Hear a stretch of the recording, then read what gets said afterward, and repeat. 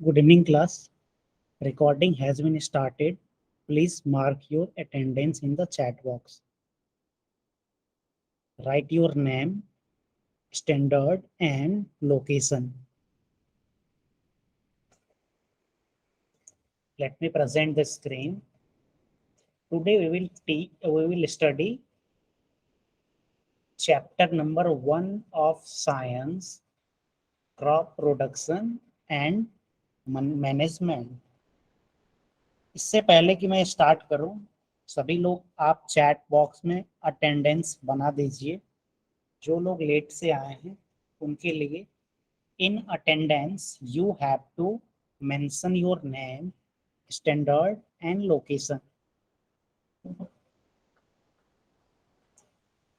Yes, in last class we have discussed about crop production and management, right?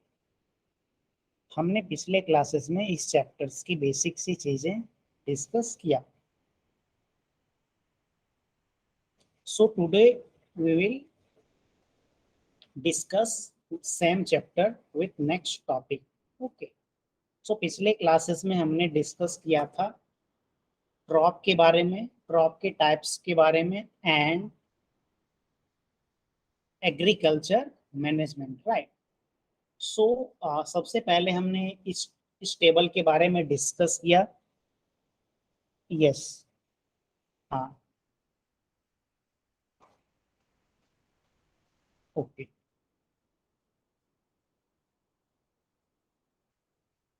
Yes, I think everyone have marked their attendance. 1, 2, 3, 4, 5, 6. Okay, very good. Yes.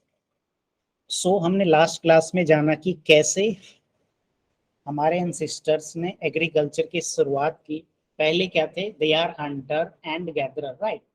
They are hunter and gatherer. Hunter and gatherer are also called as nomadic, right. So उन्होंने क्या किया, एक जगह पे अपना घर बनाया और किसी एक ही टाइप के प्लांट्स को लार्ज स्केल पे लगाया। ओके, तो इसी से क्या हुई, एग्रीकल्चर की शुरुआत हुई। So here, this is the definition of agri crop. When plants of the same kind are cultivated at one place on a large scale, is called a crop, right? So basically, हमने देखा there are two type of crop. The first one is kharif and second one is rabi, right?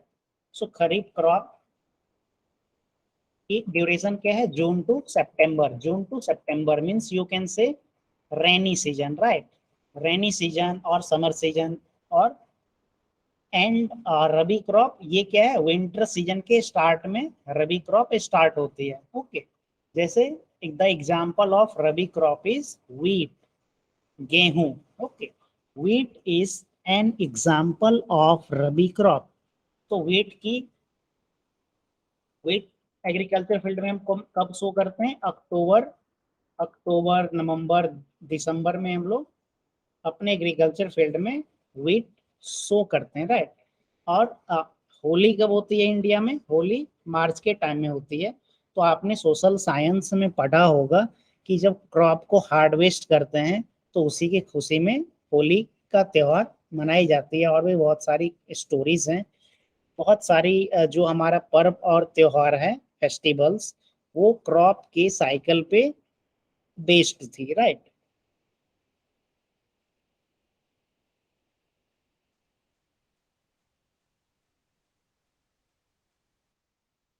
Okay, so let us discuss this table. Okay, we will discuss this table. So this is agriculture practice. जैसे आप बाजार से गेहूं की आटे purchase करके लाते होगे, तो वो गेहूं का आटा यूं ही नहीं आ जाता है। उसके लिए बहुत सारे प्रोसेस से उसे गुजरना होता है। ओके, सबसे पहले तो उसे एग्रीकल्चर फील्ड से उसे व्हीट का प्रोडक्शन होता है, फिर उसे प्रोसेस करके पैक किया जाता है। तब आप कहीं से दुकान पे जाते हो, शॉप पे या मॉल में जाते हो, तो व्हीट फ्लोर आप परचेस करके लाते हो, राइट। तो we will discuss about the agriculture practice. What is agriculture practice? जैसे आप अपने अगर घर पे गार्डनिंग करते होगे तो कोई भी पौधे लगाने से पहले सबसे पहले हम क्या करते हैं, गमले की मिट्टी को थोड़ा हल्का करते हैं, फिर उसमें सीड डालते हैं, या अगर पौधा होती है तो पौधे को हम उस गमले में डालते हैं, राइट। फिर पानी डालते हैं, ओके। फिर देखते हैं कि there is some deficiency in plant, जैसे प्लांट मेरा थोड़ा येलो हो रहा है, ओके, या प्रॉपर डेवलप नहीं हो पा रही है, देन वी ऐड फर्टिलाइजर और मेन्योर, ओके। जैसे ह्यूमन बीइंग हम लोग, जैसे कुछ चीज की कमी हो जाती है जैसे विटामिन मिनरल्स, तो डॉक्टर हमें रिकमेंड करती है कि टेक दिस टेबलेट और टेक दिस वेजिटेबल्स और फ्रूट। जैसे आपने साइंस में पढ़े होंगे इससे पहले क्लास में कि कौन सी फ्रूट खाने से, या जैसे एग और मिल्क प्रोटीन रिच होती है, राइट। मिल्क में क्या होती है, कैल्शियम होती है, ओके। तो इस तरह का चीज आप इससे पहले पढ़े होंगे। तो इसी तरीके से प्लांट को भी क्या चाहिए, मेन्योर एंड फर्टिलाइजर चाहिए। इसके अलावा प्लांट को इरिगेशन वाटर की नीड होती है। जब हम इरिगेशन के बारे में डिटेल्स में पढ़ेंगे then we will discuss about why plant need water, plant को वाटर की आवश्यकता क्यों होती है। After that we will study about the protecting from the weeds, okay. In agriculture field, जब आप कभी एग्रीकल्चर फील्ड विजिट किए होंगे तो वहां पे आप देखते होंगे कि बहुत सारे अनवांटेड वेट्स आ गए हैं, ओके। जैसे शुगर कैन के फील्ड है, तो शुगर कैन के फील्ड में और भी कई तरीके के पौधे आ गए हैं जिसे हम अनवांटेड वेट्स कहते हैं, उसे हमें रिमूव करनी होती है। क्यों हम रिमूव करते हैं वो हम इस टॉपिक में डिटेल्स में पढ़ेंगे, okay.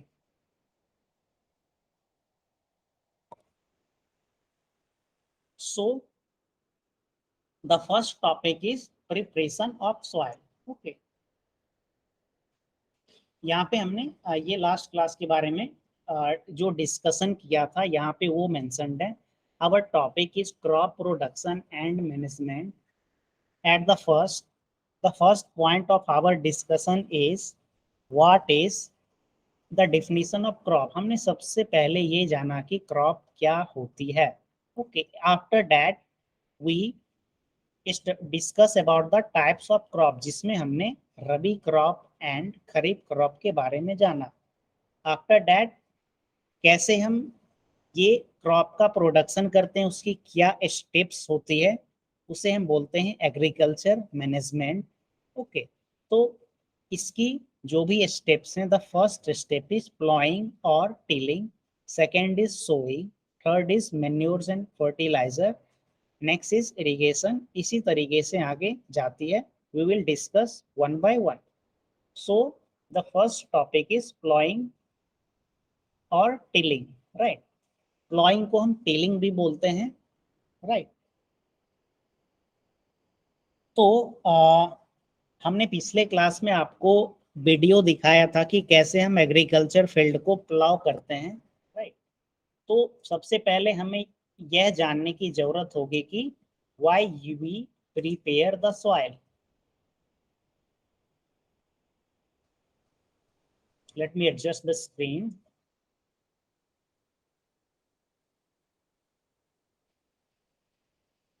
Yes, so why we prepare the soil. तो जैसे आप जानते होंगे कि सॉइल्स को जब हम लूज करते हैं तो लूज करने के बाद उसमें अर्थवर्म, यस,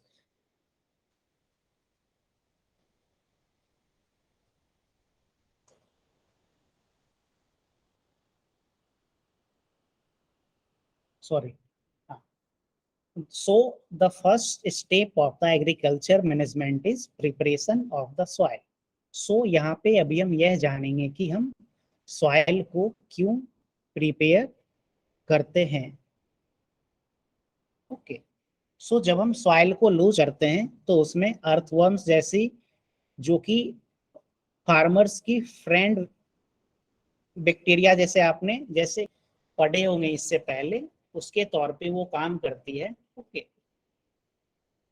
इसके अलावा माइक्रोब्स सॉइल में प्रेजेंट होती है जब हम सॉइल को लूज करते हैं, okay. And these organism are friend of farmer, okay, since they further turns and loosen the soil and add humus to इस। अब यहाँ पे आपको जानना होगा कि व्हाट इज ह्यूमस। जैसे कोई पेड़ है, ओके, दिस इज ट्री, तो ट्री की जो लीव्स गिरते हैं, तो लीव्स गिरने के बाद वो डिकम्पोज होती है, डिकम्पोज होने के बाद वो जो बनती है उसे हम बोलते हैं ह्यूमस, ओके। मीन्स सॉइल की जो सबसे टॉप लेयर होती है, ओके, सॉइल की टॉप लेयर को हम ह्यूमस बोलते हैं। या वहाँ पे जैसे कुछ ऐसे जगह पे जहाँ पे पेड़ पौधे नहीं होंगे, तो वहाँ पे ह्यूमस की अमाउंट क्या होगी, काफी कम होगी, right.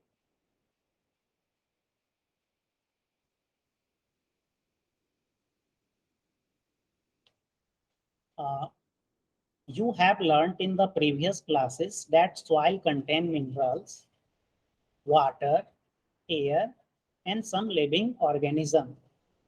In addition, dead plant and animal get decomposed by soil organism. In this way, various nutrients in the dead organism are released back into the soil.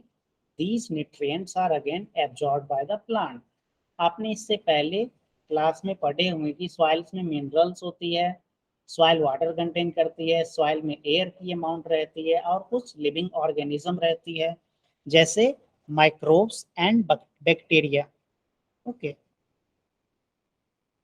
इसके अलावा जो कि डेड प्लांट्स एंड एनिमल्स जो होती है, अभी हमने just पहले बताया कि पौधे की जो लीव्स जो नीचे गिरती है या पौधे डिकम्पोज होते हैं, वो भी क्या होती है, न्यूट्रिएंट के तौर पे काम करती है, ओके।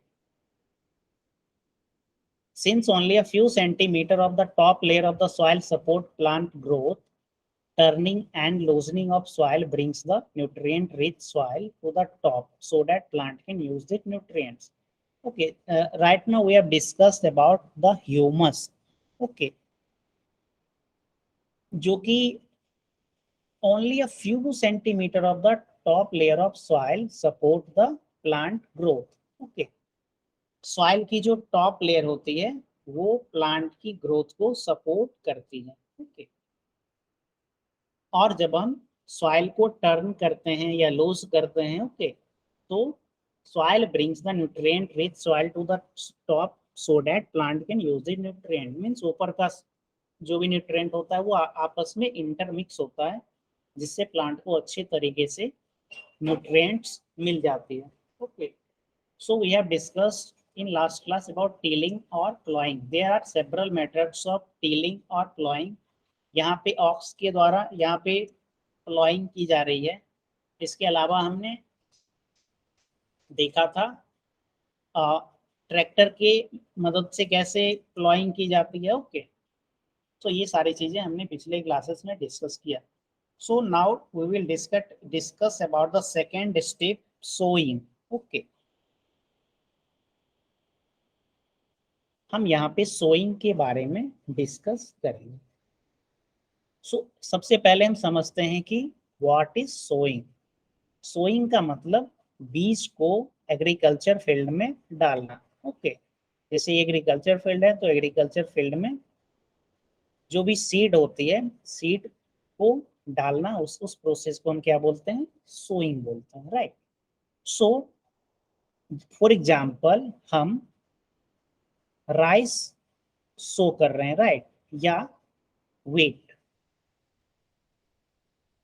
तो अगर आप कभी एग्रीकल्चर को क्लोज से देखने का मौका मिला होगा तो फार्मर क्या करते हैं, जैसे कल हमें व्हीट को सो करनी है, तो आज नाइट को हम क्या करेंगे, बकेट में वाटर ले लेंगे और इसमें क्या करेंगे, I will pour the seed. मैं सारे सीड्स को यहाँ पे इस बकेट में डाल दूंगा, ओके, इस बकेट में डाल दूंगा। तो जो भी वेट की डैमेज सीड्स होगी वो क्या हो जाएगी, वो ऊपर आ जाएगी, ओके। ये ऊपर में जो आ गई वो क्या है, डैमेज, ये डैमेज्ड सीड है। ये क्या है, डैमेज सीड्स। मीन्स जैसे आप कभी गेहूं को देखे होंगे तो जो डैमेज रहती है वो क्या होती है, होलो रहती है, अंदर से खोखला रहती है, राइट। तो उसके वजह से ये डैमेज सीड क्या आ जाती है, ऊपर आ जाती है। सुबह हम क्या करते हैं, इसे ऊपर के लेयर को हम रिमूव कर देते हैं और नीचे की जो जो सीड्स है that is of good quality, और इसे हम क्या करते हैं, एग्रीकल्चर फील्ड में सो करते हैं, right. So this is the method to segregate good quality of seeds, right. Second is means इससे हम क्या कर सकते हैं, जो भी अनहेल्दी सीड है हमने उसे क्या किया, रिमूव कर दिया, ओके। तो ये हमारा पहला स्टेप हुआ सोइंग करने से पहले। अब हम एग्रीकल्चर फील्ड में कैसे सो करते हैं ये हम इस पिक्चर के माध्यम से समझते हैं। This is a funnel shape. मैं कोई दूसरा कलर लेता हूँ। ये क्या है कि ये फनल है। फनल क्या होती है, कुछ ऐसा इस तरीके का शेप आपने देखा होगा, ओके।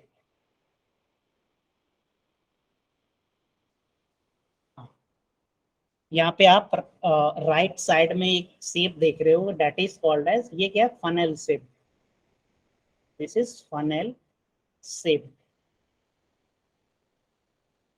ऑयल को डालने के लिए किसी भी डब्बे में इसका यूज किया जाता है, आप अपने घर में देखे होंगे। सो फॉर एग्जाम्पल हमें क्या करनी है, वीट सो करनी है, ओके। हमने क्या किया, पहले वीट को इस बीकर के इस बकेट में डाल करके गुड क्वालिटी ऑफ सीड्स को हमने अलग किया। अब हम क्या करेंगे, एग्रीकल्चर फील्ड में जाएंगे, ओके, और इस ये वाले में उस सीड को डाल देंगे, ओके। इतनी इसकी जितनी कैपेसिटी है, ओके, इतना सीड मैंने डाल दिया। तो वन बाय वन ये सीड क्या आएगी, ये नीचे आएगी, ओके। तो फॉर एग्जाम्पल ये यहाँ पे ऐसा हो रहा है, राइट। मैं थोड़ा पिक्चर को बड़ा करता हूँ so that you can see,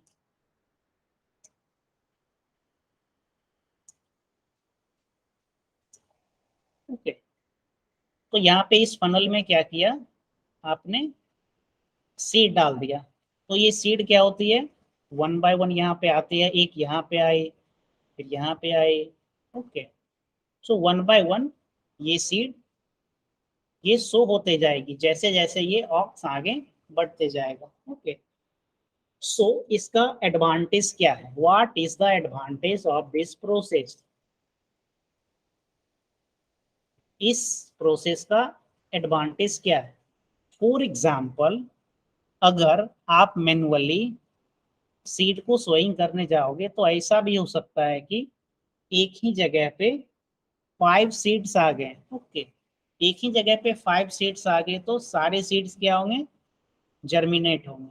ये भी सीड जर्मिनेट हुआ, ये भी जर्मिनेट हुआ, थर्ड वन भी जर्मिनेट हुआ, ये भी हुआ, and the fifth one, okay. So ultimately what happens, क्योंकि एक ही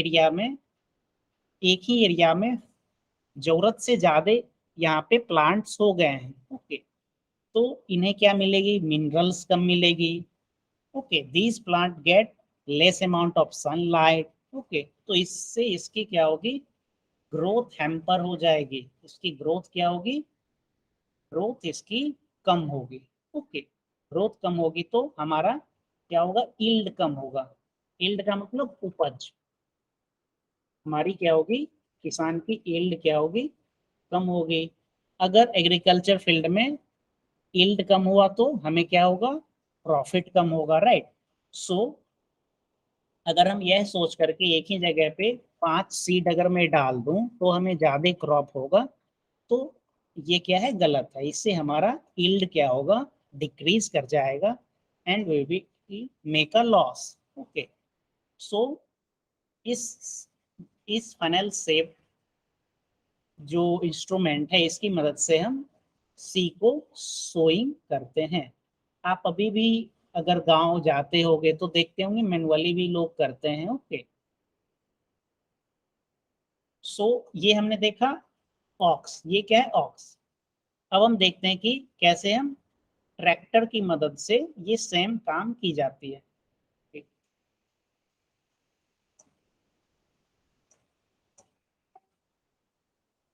जस्ट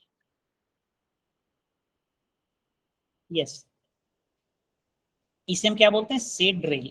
ओके, इससे पहले हमने देखा कि ऑक्स की मदद से हम वो सीड को सोइंग कर रहे थे। Nowadays the seed drill is used for sowing with the help of tractor। Okay, tractor से जो सीड को सो किया जाता है उसे हम क्या बोलते हैं, seed drill. This sows the seed uniformly at equal distance. Okay, ये आपको याद रखना होगा कि सीड ड्रिल की मदद से सीड्स का डिस्ट्रीब्यूशन इक्वल होता है, राइट। फॉर एग्जाम्पल, एक सीड यहाँ पे गिरा, फिर एक सीड यहाँ पे, third one is here, fourth one is here, fifth one is here. Means एक ये रो वाइज ये सीड यहाँ पे आता है। तो एग्रीकल्चर फील्ड में जो पौधे होंगे वो भी एक पैटर्न में होंगे, जिससे उन्हें सनलाइट अच्छे से मिलेगी। ओके, अच्छी तरीके से उन्हें इरिगेशन जब होगी तो वाटर मिल पाएगी। ओके, तो उनका ओवरऑल ग्रोथ क्या होगा, अच्छा होगा, राइट।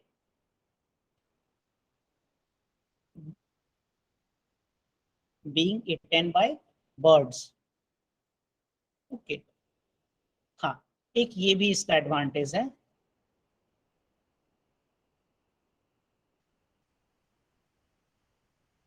हाँ, जो जैसे फॉर एग्जाम्पल हम अगर मेज सो किए हैं, ओके, मेज का मतलब मक्का। ओके, अगर हम अपने एग्रीकल्चर फील्ड में मेज सो किए, तो अगर हम इसे सॉइल में डीप करके नहीं डालेंगे तो क्या होगा, बहुत सारे जो बर्ड्स होते हैं जैसे क्राव क्राव आएगी और इस मेज को खा के चली जाएगी, राइट। सो इस सीड ड्रिल की मदद से, ड्रिल का मतलब क्या होता है, कहीं पे पेनिट्रेट करना, राइट। तो यहाँ पे ये देख रहे होंगे कि ये कितनी अंदर जा रही है, राइट। इतनी अंदर जा करके यहाँ पे ये सीड को छोड़ देती है। ओके, तो ये थोड़ा सा सॉइल के अंदर में सीड को सीड ड्रिल की मदद से डाला जाता है, जिससे क्या होती है, सबसे पहले तो हमने देखा कि सीड की डिस्ट्रीब्यूशन यूनिफॉर्म होती है, इक्वल डिस्टेंस पे होती है। दूसरी चीज कि we can protect the seed from the birds. And another advantage is that since this is work by machine, so we save time and labor। Okay, sufficient sunlight, nutrients and water from the soil। इसके अलावा plant को क्या मिलती है, sufficient sunlight मिलती है, nutrients मिलती है, वाटर मिलती है। At times a few plant may have to be remove to prevent overcrowding. जैसे फॉर एग्जांपल मैंने आपको ऊपर में बताया कि यहाँ पे यहाँ पे देर आर 5 सीड्स, यहाँ पे कितने सीड्स हैं, 5 सीड्स हैं। ओके, तो यहाँ पे फार्मर को क्या करना पड़ेगा, 4 प्लांट्स को यहाँ पे क्या करना होगा, उन्हें रिमूव करना होगा to avoid overcrowding. Okay, means जैसे आपके क्लास में 20 सीट्स ही हैं स्टूडेंट के लिए और 30 स्टूडेंट आके बैठ गए हैं, तो क्या होगा, ओवर क्राउडिंग होगा, बहुत नॉइज होगा, क्लास में केओस हो जाएगा। ओके, सो आपके टीचर क्या करेंगे, 15-15 बच्चे का 2 सेक्शन बना देंगे, राइट। तो यहाँ पे जैसे एक ही जगह पे 5 पौधे आ गए थे, so to avoid overcrowding farmer have to remove some plants. Okay, so this is the traditional tool. ये ऑक्स वाला जो था ये ट्रेडिशनल, ट्रेडिशनल को हम क्या बोलते हैं, जो बहुत दिनों से चलते आ रही है, जिसे हम काफी दिनों से फॉलो करते आ रहे हैं, that is called as traditional. Hindi में इसे हम पारंपरिक बोलते हैं, परंपरा, right. And the second tool is called as seed drill. Second tool is called as seed drill, right.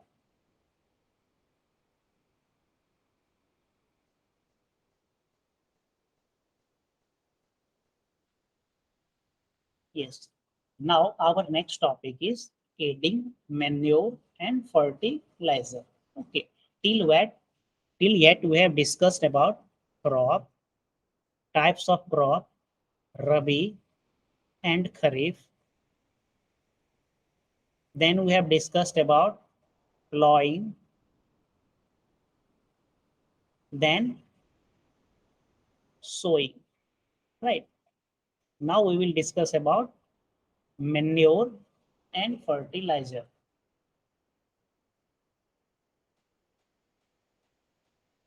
right?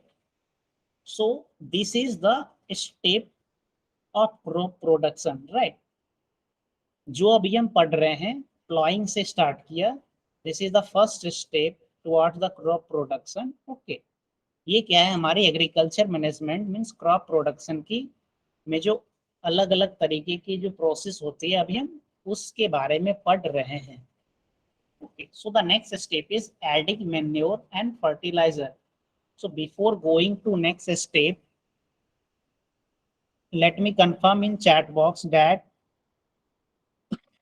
मुझे आप लोग चैट बॉक्स में बताइए कि अगर आपके कुछ क्वेश्चन हैं अभी तक, तो आप then you can ask your question. If you have any question then type your name in the chat box. आपको मैं माइक ऑन करने के लिए बोलूंगा। अगर आपको कोई भी क्वेश्चंस नहीं है, कोई भी क्वेरीज नहीं है, then please type no in the chat box so that I can proceed further on the next topic. Okay.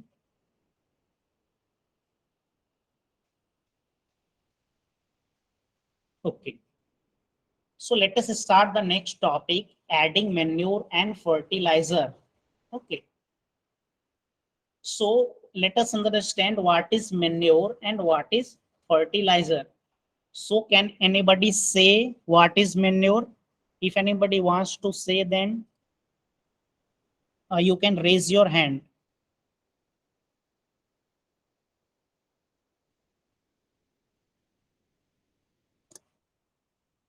Santosh.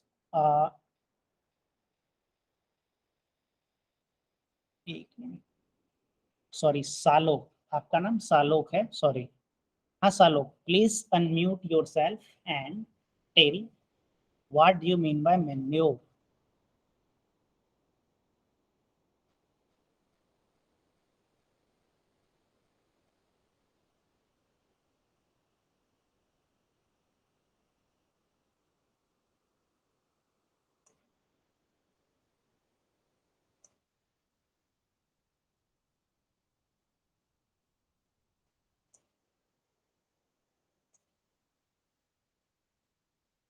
Okay,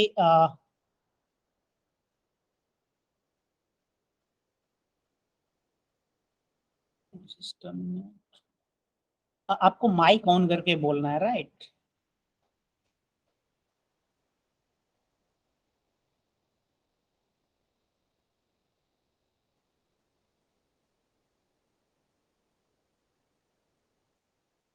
just wait.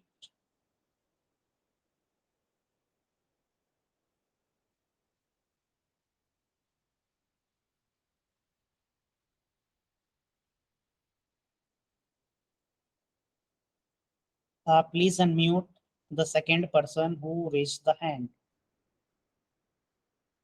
मैं आपका नाम सही से उच्चारण नहीं कर पा रहा हूँ, आप माइक ऑन करके बताएं कि what do you mean by manure.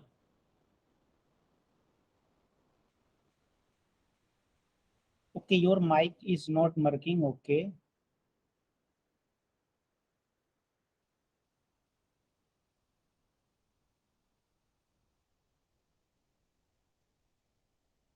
Manure is the natural substance obtained by the decomposition of cattle dung and plant residue. Very good. Manure is natural fertilizer. आपने बोला manure क्या होती है? Natural fertilizer होती है. We will discuss it later on the topic. The next is manure is same thing. Wandekar,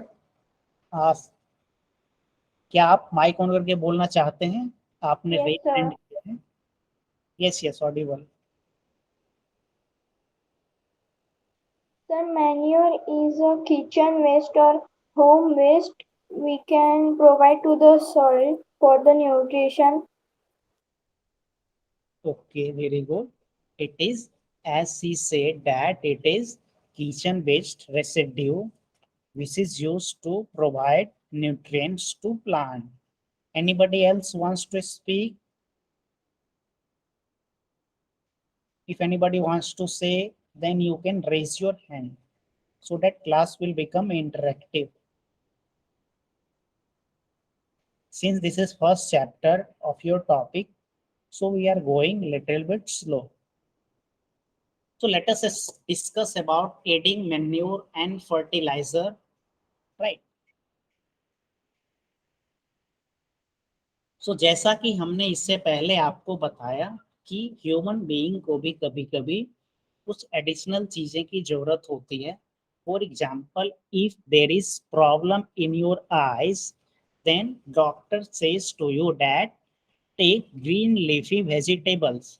okay, so why doctor recommend you to take green leafy vegetables? Because it contains the nutrients which is helpful for your eyes. Okay. Similarly, the substance which are added to the soil in the form of nutrients for the healthy growth of plant are called as manure and fertilizer. Okay, अभी हम देखने वाले हैं कि manure क्या होती है और फर्टिलाइजर क्या होती है. मेन्योर और फर्टिलाइजर ऐसी सब्सटेंस होती है जो पेड़ पौधे की हेल्दी ग्रोथ के लिए न्यूट्रिएंट्स की काम करती है. बट हमें मेन्योर एंड फर्टिलाइजर की जरूरत क्यों पड़ती है, राइट? सो हम इस पैराग्राफ को पढ़ते हैं because this is very important topic and the difference between manure and fertilizer is asked in the examinations, right? So soil supplies mineral nutrients to the crop plant. These nutrients are essential for the growth of plant. In certain areas, farmer grow crop after crop in the same field. The field is never left uncultivated or fallow, imaging what happens to the nutrients, right? जो पौधे जो होती है, पौधे को nutrient supply कौन करती है? सॉइल करती है. जैसे फॉरेस्ट एरिया में क्या होते हैं, बहुत सारे फॉरेस्ट रहते हैं. ओके, तो सारे फॉरेस्ट की लीफ नीचे गिरती है, तो यहाँ पे सॉइल के ऊपर में एक ह्यूमस का लेयर रहता है. बट एग्रीकल्चर फील्ड में क्या होता है कि फार्मर एक ही लैंड पे कंटिन्यूअसली कुछ ही क्रॉप्स को ग्रो करते हैं. Okay, for example, farmer is growing sugar cane for 10 years.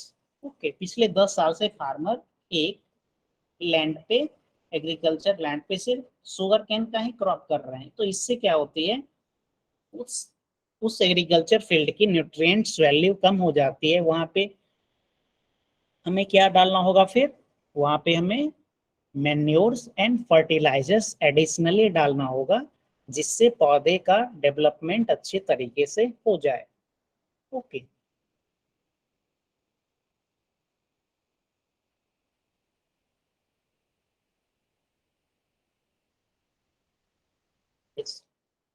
Continuous cultivation of crop makes the soil poor. Okay, सबसे पहला डिसएडवांटेज है कंटिन्यूअस कल्टीवेशन का. सॉइल क्या होती है? पुअर हो जाती है.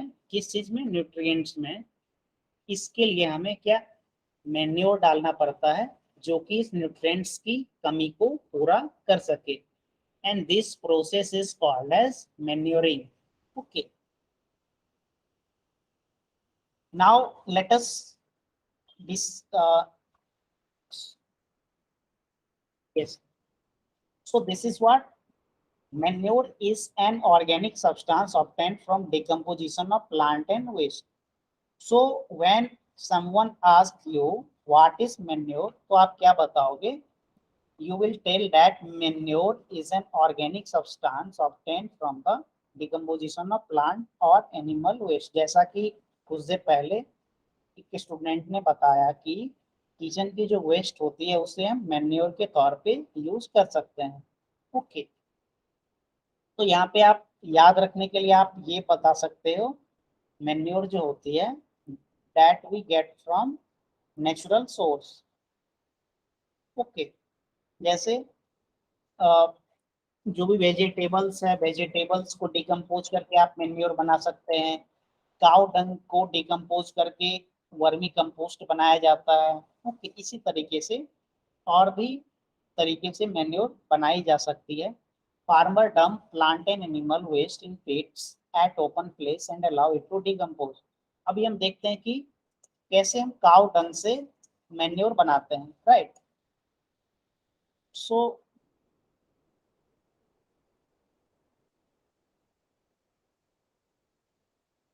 अभी हम देखने वाले हैं कि काउ डंग से कैसे मैन्योर बनती है, राइट। सो ये क्या है, एक टैंक है, राइट। ये क्या है, एक टैंक। इस टैंक में क्या किया, फार्मर यहाँ पे काउ डंग यहाँ पे डाल देंगे। Okay, this is cow Dang.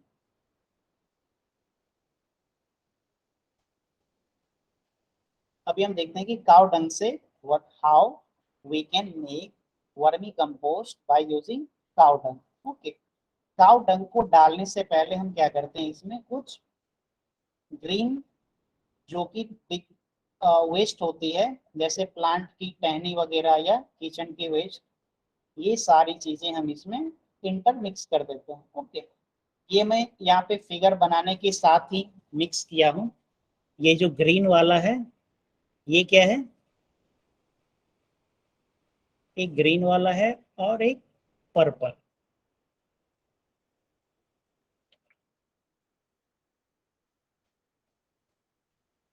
Yes, so green वाली जो है ये वेजिटेबल्स की जो बची हुई रेसिड्यू होती है वो हो सकती है। ओके, ग्रीन लीव्स हो सकती है। ओके, या पेड़ पौधे की जो रेसिड्यू होती है वो होती है। ये पर्पल वाले क्या है, this is cow dung. Okay, ये क्या है, काउ डंग। अब क्या किया जाता है, इसे ऐसे मिक्स करके इस टैंक में डाल दिया जाता है। This tank is usually made up of, ये ब्रिक से ये टैंक हम लोग ये बनाते हैं, राइट। अब इसके बाद हम क्या करेंगे, इसकी जो टॉप लेयर होगी इस पे हम अर्थवर्म डाल देंगे, right. These red lines are earthworm. ये हमने क्या किया, अर्थवर्म डाल दिया। ओके, ये जो रेड वाली है ये क्या है, अर्थवर्म।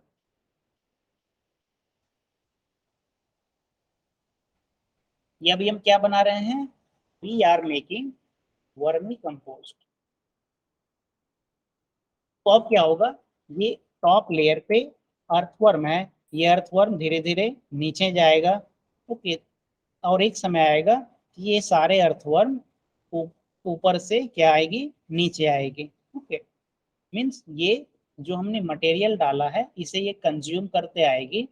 ओके, और ये नीचे आएगी। जब ये ऊपर से नीचे 2 से 3 महीने में आ जाएगी, then our compost is ready. Okay, we can add this compost in the agriculture field. So this is simply an example of how to make manure from the cow dung. Okay, so let us study about fertilizer. Okay, so the first thing is fertilizer are chemicals which are rich in particular nutrients. Okay, जैसे अगर आपके agriculture field में आप क्या किए, paddy field means rice का आपका crop है, और आप अपने खेत देखने गए और जो भी लीव्स है वो थोड़ी सी येलो दिख रही है। ओके, होनी चाहिए थी ग्रीन। तो क्या सोचोगे इसमें कि नाइट्रोजन की कमी है। तो नाइट्रोजन की कमी होती है तो हम क्या डालते हैं, हम यूरिया डालते हैं, राइट।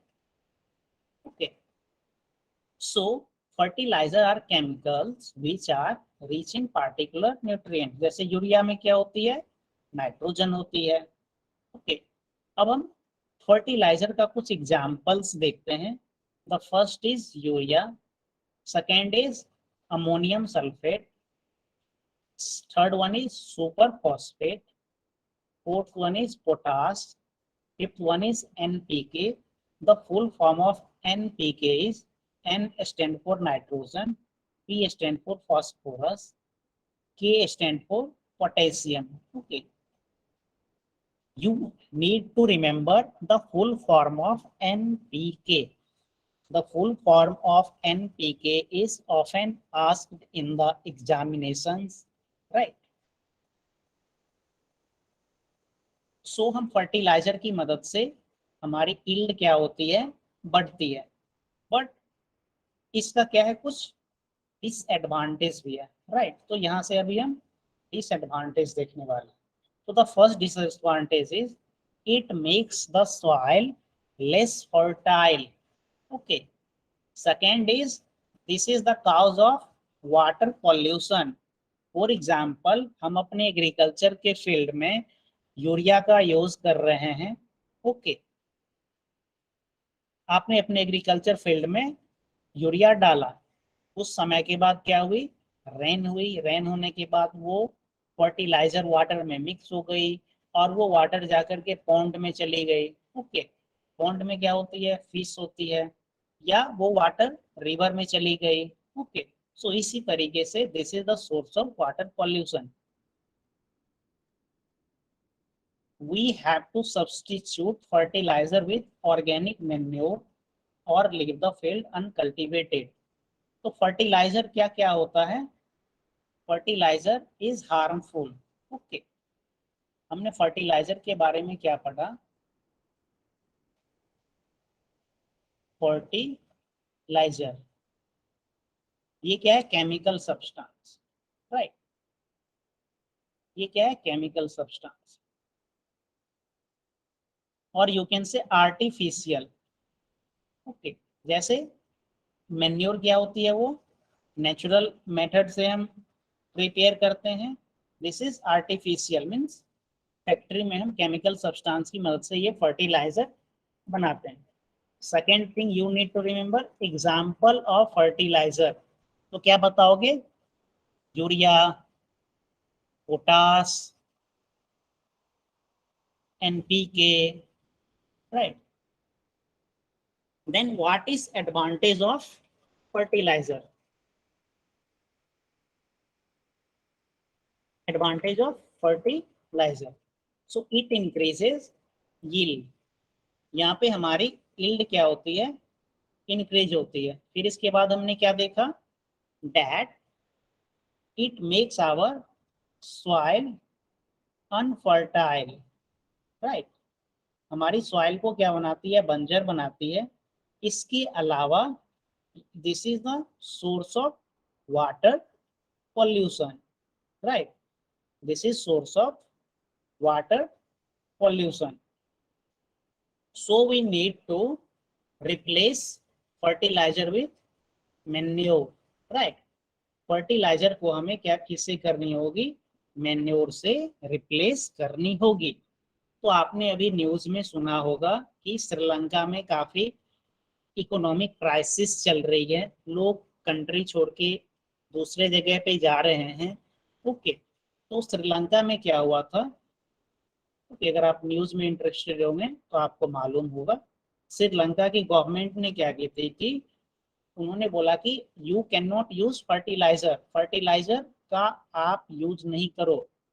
तो हुआ क्या कि फर्टिलाइजर का यूज बैन हो गया श्रीलंका में, जिसकी वजह से फार्मर अपने एग्रीकल्चर फील्ड में फर्टिलाइजर का यूज नहीं कर पाए, जिसकी वजह से the production of crop drastically decreases. Okay. And this is also a reason of economic crisis, right?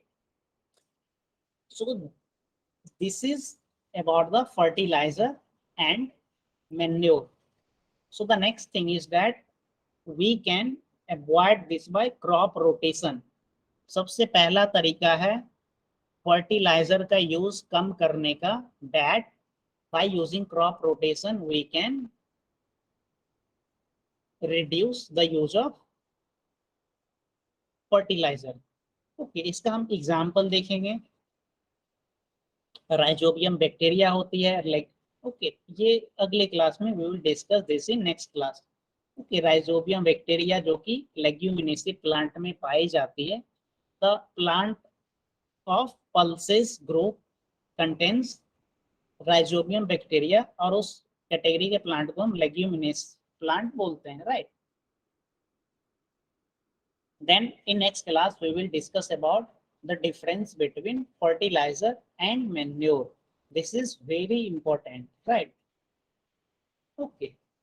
So उसके बाद यहाँ पे हम advantage of manure that we have discussed. Okay. So in next class we will discuss about crop rotation. Okay, and the difference between fertilizer and manure. After that we will come to the next topic, irrigation, right? So Uh, before closing this class, I am going to show you a video. Okay, मैं आपको एक video screen पे present कर रहा हूँ जिसपे irrigation की different method वहां पे बताई गई है। ओके,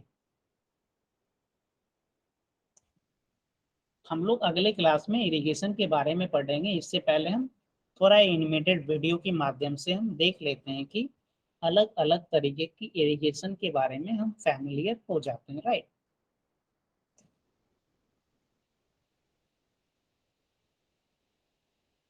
सो जस्ट आपको देखना है और समझना है कि कैसे इरिगेशन बहुत पहले समय से होती चली आ रही है।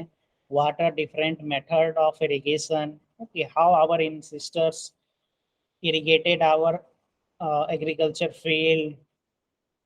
So this is the first system is called moat system, MOAT. So let us watch the video.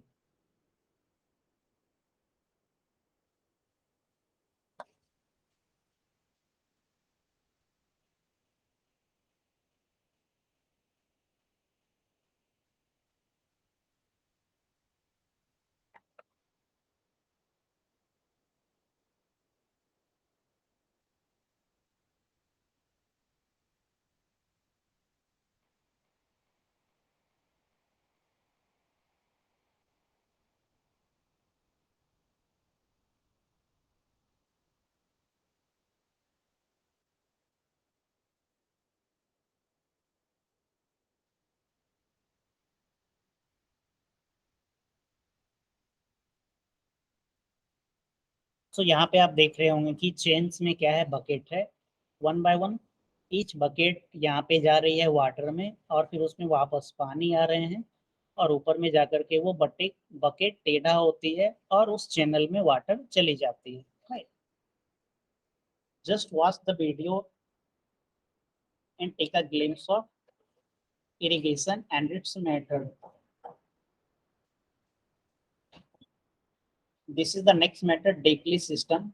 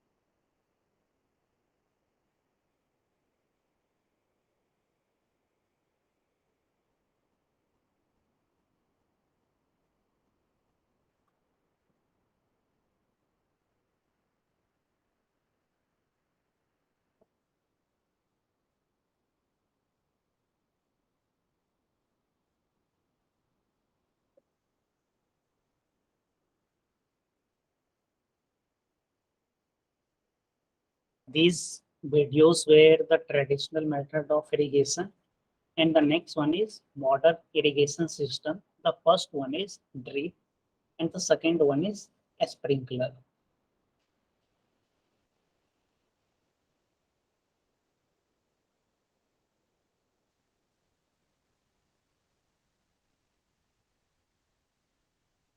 So this is a sprinkler method of irrigation.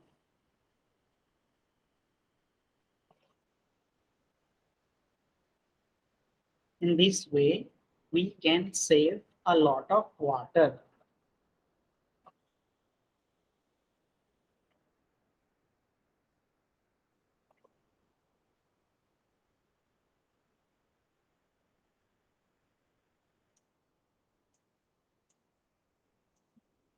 So that's all for today class. Now, in next class, we will discuss from the uh, crop rotation. Okay. So that's all for today class. Now you can leave the session. Our next class will be on probably on the next Monday. Okay.